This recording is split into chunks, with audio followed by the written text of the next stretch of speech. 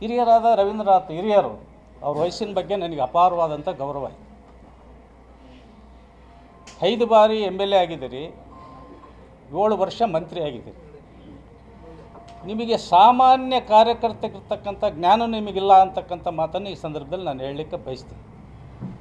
ಯಾಕೆ ಈ ಮಾತನ್ನು ಇಲ್ಲಿ ಉಲ್ಲೇಖ ಮಾಡ್ತೀನಿ ಅಂದರೆ, ಚುನಾವಣೆ ನಾಳೆ ಬೆಳಗ್ಗೆ ಚುನಾವಣೆ, ಹಿಂದಿನ ದಿವಸ ನಿಮ್ಮ ಮನೆಗೆ ಅಭ್ಯರ್ಥಿಗಳು ಬರ್ತಾರೆ, ಕಾಂಗ್ರೆಸ್ಸಿನ ಅಭ್ಯರ್ಥಿಗಳು ಬಂದು ನಿಮಗೆ ನಮಸ್ಕಾರ ಮಾಡಿ ಆಶೀರ್ವಾದ ಪಡೆದು ಫೋಟೋ ತೊಗೊಂಡೋಗಿ ಪೇಪರಿಗೆ ಹಾಕ್ಸ್ತಾರೆ. ಅಂದರೆ ಇದರ ಅರ್ಥ ಏನು? ಇದು ಅಡ್ಜಸ್ಟ್ಮೆಂಟಾ?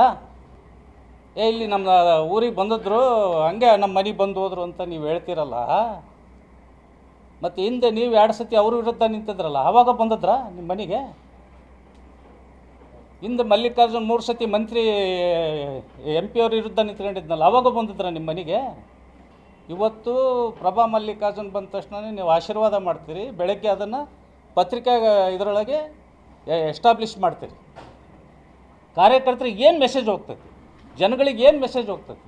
ಒಬ್ಬ ಹಿರಿಯ ಮುತ್ಸದಿ ನೀವು, 5 ಬಾರಿ MLA ಆದವರು, 7 ವರ್ಷ ಮಂತ್ರಿ ಆಗಿದ್ರಿ ಕಂಟಿನ್ಯೂಷನ್. ಹೇಳ್ಬೋದಿತ್ತು ತಾನೇ ನೀವು, ಬರಬೇಡಮ್ಮ ನೀನು ನಮ್ಮ ಮನೆಗೆ, ಚುನಾವಣೆ ಮುಗಿದ ಮೇಲೆ ಬಾ, ನೀನು ಏನೇ ಇದ್ರು.